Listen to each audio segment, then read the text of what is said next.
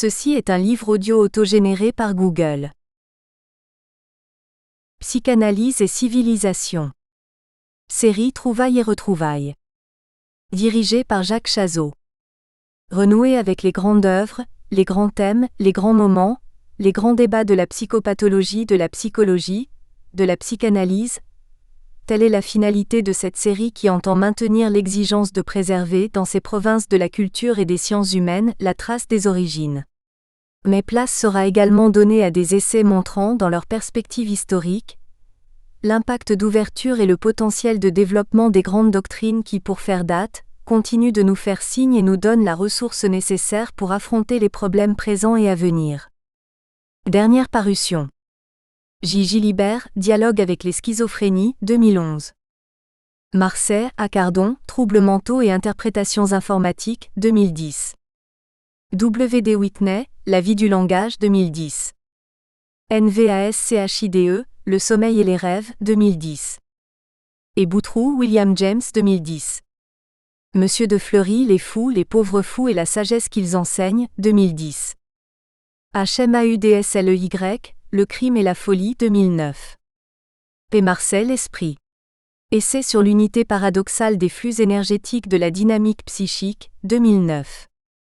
50, GOLDSTEINAS, du diagnostic en clinique psychiatrique, Essai d'une approche des nouvelles disciplines, 2008. W. Bechtrev, L'activité psychique et la vie, 2008. H. Delacroix, Les grandes formes de la vie mentale, 2008. A. Lemoine, L'aliéné, 2008. C. Poirel, La neurophilosophie et la question de l'être, 2008. P. Janet, Les névroses, 2008. Monsieur Hirschfeld, Anomalie et perversion sexuelle, 2007.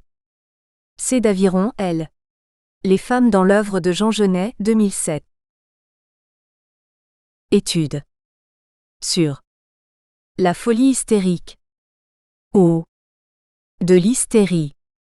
Considérée comme cause d'aliénation mentale. Thèse. Présentée et publiquement soutenue à la Faculté de médecine de Montpellier. Le 7 août 1858. Par Bullard, Jules Amédée. De Rouen. Docteur en médecine. Lauréat de l'École de médecine, des hôpitaux et de l'École de chimie de Rouen. EXCHIRURGIEN externe des hôpitaux de Paris.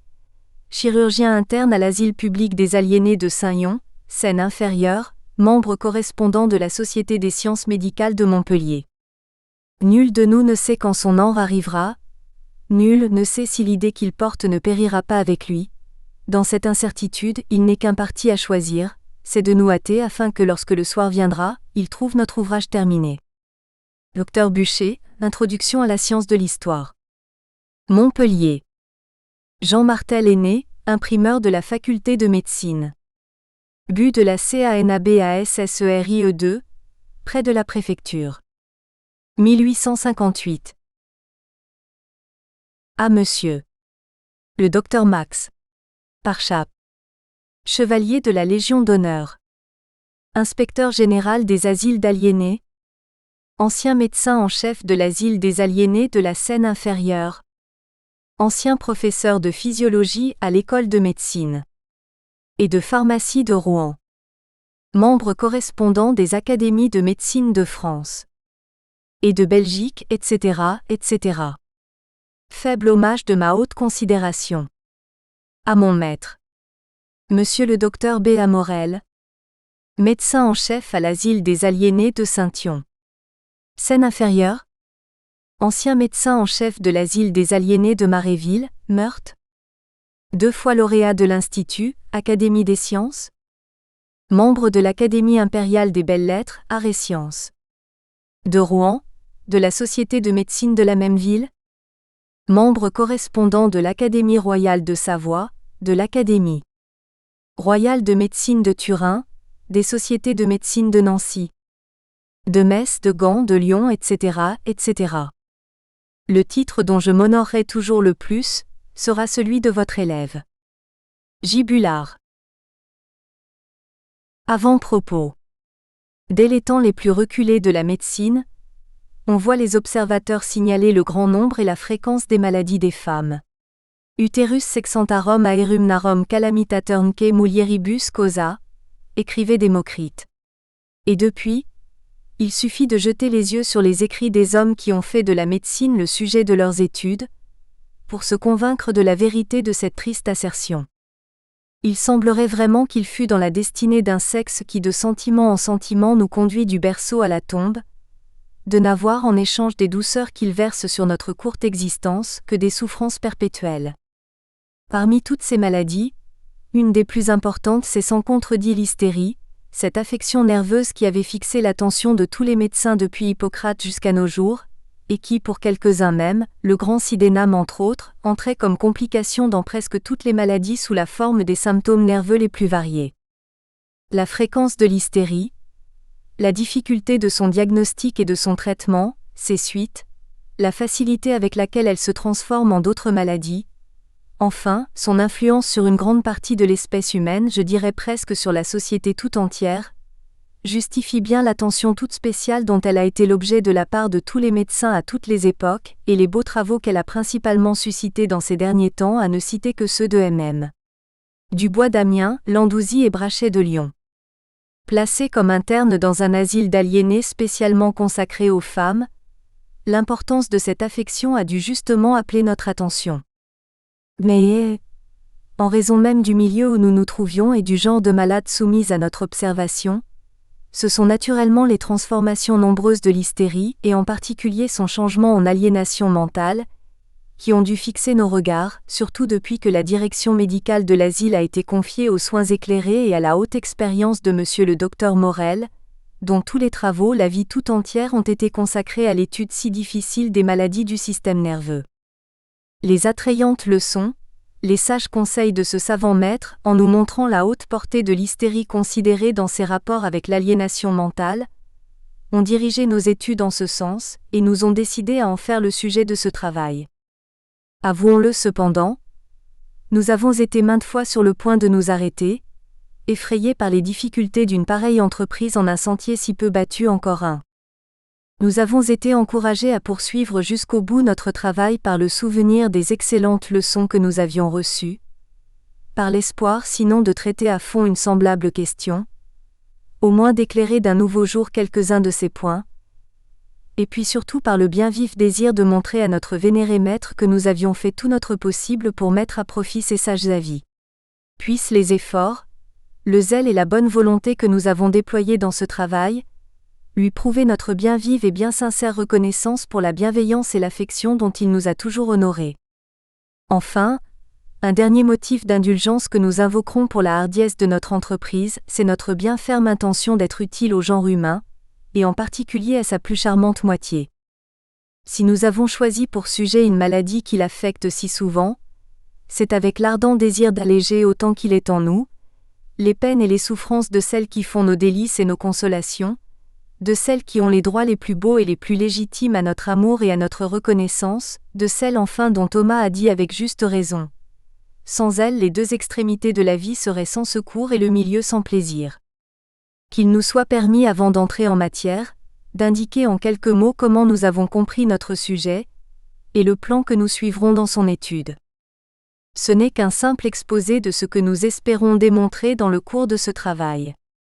Nous pensons que sous l'influence prolongée des causes qui lui ont donné naissance, ou bien, malgré la cessation d'action de ces causes, par la seule marche continue ou ascendante de l'ensemble des phénomènes qui la constituent, l'hystérie peut se transformer en aliénation mentale qui dans les diverses formes de délire elle peut revêtir, et jusque dans les modifications maladives ultérieures qui peuvent en être la conséquence, conserve un cachet tout spécial qui en fait une forme, un type à part, ayant son individualité et formant une entité morbide à laquelle nous donnerons le nom de folie hystérique. Au lieu d'entrer de suite en matière par l'étude de cette forme d'aliénation mentale, nous avons cru devoir présenter quelques considérations préliminaires sur l'hystérie. Il nous a paru convenable, utile même à notre sujet, d'esquisser à grands traits, il est vrai et cependant aussi fidèlement que possible, le portrait de l'hystérie, avant qu'il n'ait été modifié par l'aliénation mentale. Nous ne nous occuperons que de la symptomatologie de l'hystérie, de son siège, de sa nature, de son pronostic et de ses terminaisons. L'étiologie et la thérapeutique rentreront dans l'étude des causes et du traitement de la folie hystérique. En effet, ainsi que nous le démontrerons quand nous en serons arrivés à ces parties de notre travail, il y a la plus grande analogie entre l'étiologie de l'hystérie et celle de l'aliénation mentale, et pour le traitement la principale indication sera fournie par l'élément hystérie, double analogie qui indique d'avance la connexion intime qui existe entre l'hystérie et l'aliénation mentale qui lui succède. Nous avons à dessein laissé de côté le diagnostic différentiel de l'hystérie qui nous eût beaucoup trop écartés de notre sujet, et qui du reste a été fort bien établi par les auteurs qui ont écrit sur la matière, et en particulier par M.M. Dubois d'Amiens, Landouzy, Brachet de Lyon. Étude sur la folie hystérique. Considérations préliminaires. Sur la symptomatologie, le siège, la nature, le pronostic. Et les terminaisons de l'hystérie. Premier. Symptomatologie. Définition. Il y a presque autant de définitions de l'hystérie que d'auteurs qui ont écrit sur cette névrose. Aucune, on peut le dire, n'est complètement satisfaisante, et ne remplit les conditions d'une bonne définition, renfermer en peu de mots tout ce qui caractérise une maladie et la différencie de toutes les autres. On le comprend aisément en présence du nombre infini et de l'immense variété des symptômes, que présente ce proté, ce caméléon comme l'appelait Sydenham II, et qui faisait dire à Hoffmann, non morbus unus, sed possus morborum cohort 3. Aussi, en donnant une définition, ne faisons-nous que suivre l'usage, et n'avons-nous nullement la prétention de dire mieux que les auteurs beaucoup plus compétents que nous, qui ont écrit sur la matière. Disons, avant d'aller plus loin, que si nous employons le mot hystérie, ce n'est pas que nous le trouvions convenable pour caractériser l'affection qui nous occupe, puisqu'il semblerait lui donner l'utérus comme siège exclusif, ce que nous ne saurions admettre, seulement comme les noms qui ont été proposés à la place, cérébropathie, névropasmie cérébrale, encéphalospasmie, ne nous paraissent pas remplir les conditions qu'on a le droit d'en exiger, surtout lorsqu'on a proposé de les substituer à des apostrophes. Autre nom adopté depuis longtemps, nous pensons qu'il est plus sage de conserver l'ancienne dénomination, quelque vicieuse qu'elle soit. 20 siècles l'ont consacrée, et personne ne s'y trompe aujourd'hui quand on dit hystérie, on se représente l'ensemble de la maladie sans songer d'une manière spéciale à l'utérus. Ceci établi, nous définirons l'hystérie, un état morbide apyrétique, ordinairement de longue durée, caractérisé par un trouble de l'innervation générale, intermittent, plus ou moins profond, ordinairement brusque, avec ou sans phénomène convulsif. La plupart des auteurs ont admis 2 formes ou degrés de l'hystérie. La première sans convulsion, la deuxième avec convulsion. Cette distinction, qui peut être bonne en théorie, ne nous paraît pas avoir de valeur pour la pratique. En effet, ces 2 formes, quelque distinctes qu'elles soient, sont le plus ordinairement confondues. La ligne qui les sépare est souvent si peu prononcée qu'elle semble se fondre en une seule. Aussi ne tiendrons-nous pas compte de cette division analytique dans la description que nous allons donner des symptômes de l'hystérie. Toutes les fois que ces symptômes sont grands, dit Fernel, ils sont fort haïssés à cognoître et malaisés quand ils sont petits, d'autant plus qu'ils ne diffèrent pas beaucoup des mélancoliques et des cardiaques 4. Ces paroles nous révèlent les nombreuses difficultés que présente la pathologie de l'hystérie. En effet, comme toutes les névroses, elles se manifestent surtout par des troubles fonctionnels très nombreux, dont aucun n'est pathognomonique, et qui tous peuvent se rencontrer dans un certain nombre d'autres affections, ce qui fait que l'hystérie peut s'offrir à l'observateur sous une foule d'aspects différents qui permettent souvent de la confondre avec telle ou telle autre maladie. Mais s'il n'y a pas de symptômes vraiment pathognomoniques de l'hystérie, la liaison, l'ordre avec lequel les symptômes se présentent le plus habituellement est un puissant élément de diagnostic. Il est rare qu'il n'y ait pas de symptômes précurseurs de l'invasion de l'hystérie. Ils sont plus ou moins éloignés ou rapprochés, suivant que les causes elles-mêmes sont moins actives ou plus rapprochées, plus instantanées. On les rencontre même le plus souvent dans l'hystérie qui est la suite d'une violente émotion morale, et une observation attentive fait le plus ordinairement découvrir, entre le moment où a agi cette cause et celui où la névrose s'est manifestée, des prodromes incontestables. Ce que nous venons de dire pour l'invasion première de l'hystérie s'applique aussi à l'invasion des accès. Les symptômes prodromiques les plus ordinaires de l'invasion première sont les suivants. Des modifications notables dans le caractère habituel, une excessive irritabilité, une mobilité extrême d'esprit et d'humeur, de la tristesse, des pleurs, des rires brusques involontaires sans motif, des engourdissements, des fourmillements principalement dans les membres inférieurs, un besoin continuel de mouvement, des frissons, quelquefois même un froid intense aux membres supérieurs, froid qui s'étend au cou, au dos et finit par gagner tout le corps. 5. Des troubles des fonctions digestives, inappétence, éructation, vent, des palpitations, des spasmes pour de moindres causes, quelquefois même, quoique rarement, des syncopes, des insomnies, des rêves pénibles, des cauchemars, quelquefois du somnambulisme naturel, une gêne plus ou moins pénible à la gorge, accompagnée d'une constriction douloureuse à l'épigastre et à la poitrine, sensation d'une boule qui monte de l'épigastre vers le cou et entrave la respiration. Souvent ce dernier symptôme ouvre la scène et est même le seul prodrome. Chez certaines hystériques, son début remonte si loin qu'il se perd dans les souvenirs de la première enfance. Chez d'autres, il s'est montré à la suite d'une contrariété ou au moment de la puberté. Le siège de cette douleur est dans les muscles. Au début, la sensibilité de la peau est normale, puis au bout d'un temps variable, elle s'altère en plus ou en moins, le plus ordinairement elle est augmentée et la moindre pression, le corset, la robe maume l'exaspère. Tous ces prodromes sont loin de se présenter réunis. Ils sont ordinairement isolés, lents, insensibles, quelquefois difficiles à distinguer de l'accès avec lequel ils peuvent se confondre, surtout dans la forme non convulsive dont alors ils forment les symptômes par leur réunion en plus grand nombre ou par leur plus grande intensité. Dans certains cas même, ils font tous les frais de la maladie et disparaissent sans être suivis de la crise, soit à la suite du traitement, soit pour toute autre cause. Dans les symptômes précurseurs des accès, nous allons retrouver une grande partie des phénomènes prodromiques que nous avons signalés à propos de l'invasion première de l'hystérie, seulement avec cette différence qu'ils sont plus courts et plus instantanés, plus distincts de l'accès. S'ils sont de même nature au fond, leur mode de manifestation n'est pas le même. Ainsi, outre la douleur épigastrique, surviennent une céphalalgie intracrânienne siégeant surtout au sinciput, clou hystérique, moins souvent mais d'une manière assez constante cependant, des douleurs dans la région dorsale, dans les côtés du thorax, surtout à gauche. En même temps on remarque des éblouissements, des tintements d'oreilles, des clignotements involontaires des yeux et des paupières, des troubles de la vue pouvant aller jusqu'à la morose et qu'Hippocrate considérait comme des signes précurseurs des convulsions.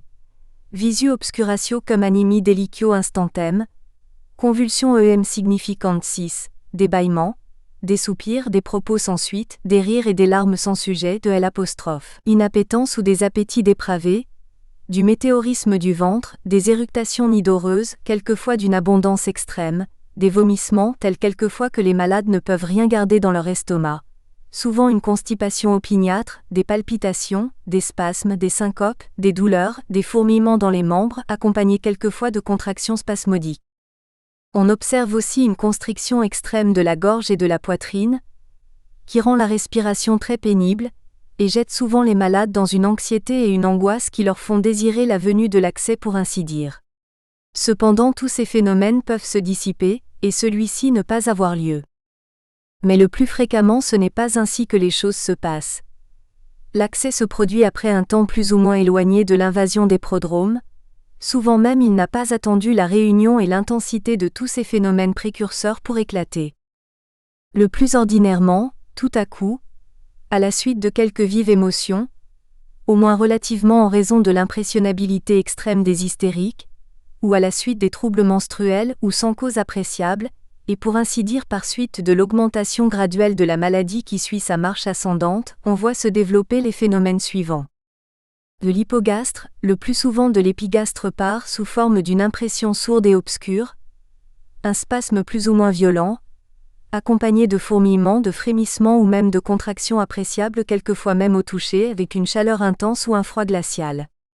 Tous ces phénomènes spasmodiques, sans abandonner complètement les parties où ils ont commencé, s'irradient vers le cou en déterminant une constriction et une suffocation plus ou moins intenses. Tantôt c'est la sensation d'une boule, d'un globe d'un volume variable, qui, suivant le même trajet, monte plus ou moins rapidement le long de l'œsophage jusqu'au pharynx et au larynx, et détermine également un sentiment d'étouffement de plus en plus fort et de telle nature que la malade craint de mourir étranglée ou suffoquée. Bien souvent alors les malades laissent échapper de profonds soupirs ou des gémissements. Nous espérons que vous avez apprécié cet aperçu. Pour continuer à écouter ce livre audio sur Google Play Livres, utilisez le lien dans la description de la vidéo.